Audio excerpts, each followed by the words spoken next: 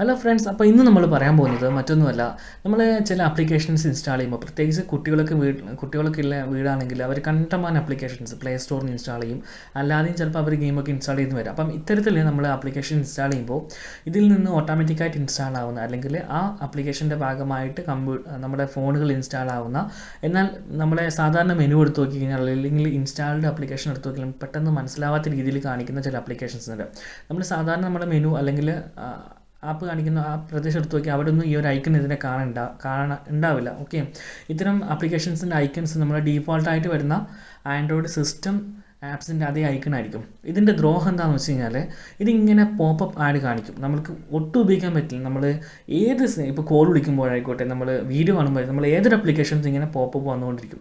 അത് വളരെ കാണാൻ വൃത്തികെട്ട പരസ്യങ്ങൾ, ഓക്കെ, വളരെ അഡൾട്ടായിട്ട് കണ്ടൻസ് ഒക്കെ കാണിക്കുന്ന വളരെ മോശമായിട്ടുള്ള പരസ്യങ്ങൾ ഇങ്ങനെ നിരന്തരം വന്നുകൊണ്ടിരിക്കും. ഓരോ 15 സെക്കൻഡ് 30 സെക്കൻഡ് വെച്ച് ഇങ്ങനെ വന്നുകൊണ്ടിരിക്കും.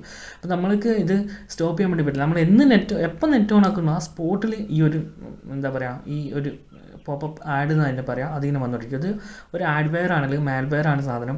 അപ്പോൾ ഇതെങ്ങനെയാണ് കളയേണ്ടത് വെച്ച് കഴിഞ്ഞാൽ, നോർമലായിട്ട് നമുക്ക് റീസ്റ്റാർ ചെയ്യാം, അല്ലെങ്കിൽ ഫോൺ ഇപ്പോൾ ഫോർമാറ്റ് ചെയ്താലൊന്നും ഇത് പോവില്ല. അത്രയും കുറച്ചുകൂടി ഡേഞ്ചർ ആയിട്ടുള്ള ചില ആപ്ലിക്കേഷൻ ഉണ്ട്. അത് നമ്മൾ സാധാരണ സെറ്റിങ്സിൽ പോയിട്ട് നമ്മൾ റീസെറ്റ് ഫോൺ കൊടുത്താൽ പോലും ഈ പറയുന്ന സംഭവങ്ങളൊന്നും നശിച്ചു പോകാത്ത ഇത്തരം ആഡ് ആപ്ലിക്കേഷൻസ് ഉണ്ട്. ഓക്കെ, ചിലതാണെങ്കിൽ അഡ്മിനിസ്ട്രേറ്റ് മോഡിലേക്ക് പോയിട്ട് അവിടെ കിടക്കും. പിന്നെ നമ്മൾക്ക് അഡ്മിനിസ്ട്രേറ്റ് മോഡിലായതുകൊണ്ട് തന്നെ നമുക്ക് അതിനൊന്നും ചെയ്യാൻ വേണ്ടി സാധിക്കില്ല.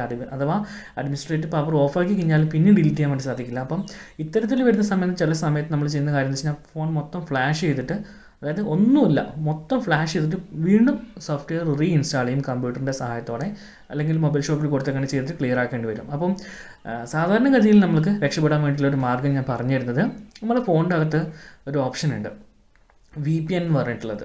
ഓക്കെ, അപ്പം ഈ VPNലേക്ക് നമ്മൾക്ക് ആഡ്ഗാർഡിൻ്റെ ഒരു URL ആഡ് ചെയ്ത് കൊടുത്തു കഴിഞ്ഞാൽ തൽക്കാലത്തേക്ക് ഇത്തരം ആപ്ലിക്കേഷൻ്റെ പിടിയിൽ നിന്നും നമ്മൾക്ക് രക്ഷപ്പെടുവാൻ സാധിക്കും. അപ്പം അതെങ്ങനെയാണ് ചെയ്യേണ്ടത് എന്ന് നോക്കാം.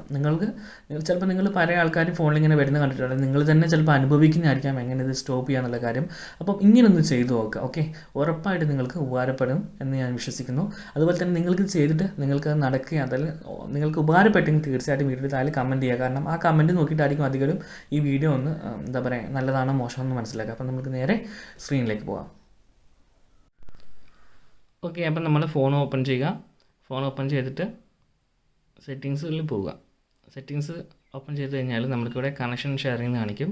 പലതിലും പല ഓപ്ഷൻസാണ്. ചിലതിൽ കണക്ഷൻസ് ആയിരിക്കും. ഇവിടെ ഇപ്പം റെഡ്മിയുടെ ഫോണിൽ കണക്ഷൻ ആൻഡ് ഷെയറിംഗ് ആണ്. അത് ഓപ്പൺ ചെയ്യുക. അപ്പോൾ അതിൽ നിങ്ങൾക്ക് താഴെ പ്രൈവറ്റ് DNS ഓഫ് എന്നുണ്ടാവും, അത് ക്ലിക്ക് ചെയ്യുക. അപ്പോൾ അതിൽ automatic private DNS host name എന്ന് ഒരു ഓപ്ഷൻ കാണും, അതിൽ ക്ലിക്ക് ചെയ്യുക. ഇവിടെ നിങ്ങൾ ഇതേപോലെ ടൈപ്പ് ചെയ്ത് കൊടുക്കുക, dns.adguard.com. ഓക്കെ, എന്നിട്ട് സേവ് കൊടുക്കുക. ഇത്രയും ചെയ്ത് കഴിഞ്ഞ് കഴിഞ്ഞാൽ നമ്മൾ സെറ്റപ്പ് ചെയ്ത് ശരിയായി. ഇനി ഒന്ന് ഫോൺ ഓഫാക്കിയിട്ട് ഓൺ ചെയ്യുക. അതിനുശേഷം നിങ്ങൾ ഒരിക്കലും ഈ പറയുന്ന തരത്തിലുള്ള ഒട്ടുമിക്ക എല്ലാ പോപ്പപ്പ് പരസ്യങ്ങളും ഇതോടെ നിൽക്കുന്നതാണ്. ഓക്കെ, തീർച്ചയായിട്ടും നിങ്ങൾ ട്രൈ ചെയ്ത് നോക്കുക. നിങ്ങൾക്ക് വർക്കായിട്ടുണ്ടെങ്കിൽ താഴെ കമൻറ്റ് ബോക്സിൽ വർക്ക് ചെയ്തു എന്നുള്ള കമൻറ്റ് ചെയ്യാം. ഓക്കെ ഫ്രണ്ട്സ്, അപ്പോൾ എല്ലാവർക്കും എങ്ങനെയാണ് ആഡ്ഗാർഡിൻ്റെ URL നമുക്ക് VPNലേക്ക് ആഡ് ചെയ്യേണ്ടതെന്ന് നിങ്ങൾക്ക് മനസ്സിലായിട്ടുണ്ടാവും. സോ നിങ്ങൾക്ക് എല്ലാവർക്കും ഈ വീഡിയോ ഇഷ്ടമായി വിശ്വസിക്കുന്നു.